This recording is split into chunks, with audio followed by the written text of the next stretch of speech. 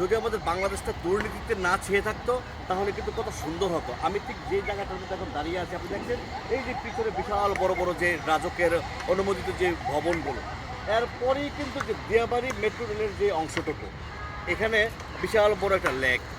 আর ডান পাশে যদি আমি আপনাদেরকে দেখাই, ডান পাশে হলো আপনার মিরপুর থেকে এই যে আপনার আশুলিয়া কিংবা সাভার যাওয়ার জন্য যে বেড়িবাঁধ, এই বেড়িবাঁধ, এখানে একটা শুটিং স্পট আছে। যদিও শুটিং স্পটগুলোর মধ্যে আসলে ওই রকম কোনো এখন পর্যাপ্ত পরিমাণ কাজ নেই, কারণ যেহেতু আমাদের চলচ্চিত্র কিংবা অন্যান্য জিনিসগুলো যেহেতু ওইরকমভাবে এখন বাংলাদেশে চলছে না, যে কারণে শুটিং স্পটগুলো এটা অলস সময় পার করছে।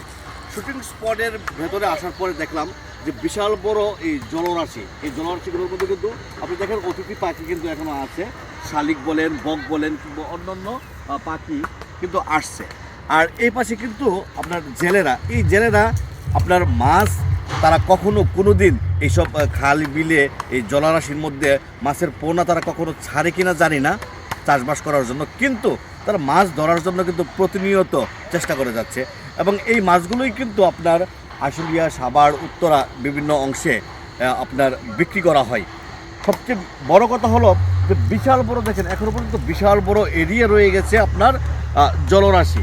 ওই পাড়েই কিন্তু আপনার উত্তরা মিডল বলেন, দিয়াবাড়ি বলেন, দিয়াবাড়ির পরে সীমানায় কিন্তু আপনার মিরপুরের যে সীমানা, তারপর আপনার এদিকে যে ভবনগুলো, বিশাল অট্টালিকা। তো আমাদের বাংলাদেশের সবচেয়ে বড় যেই সমস্যা আর কি দুর্নীতি। যদি দুর্নীতিমুক্ত হয় আমাদের বাংলাদেশ, সবচেয়ে সুন্দর এবং সুশৃঙ্খল আমাদের একটি আধুনিক নগরী হবে।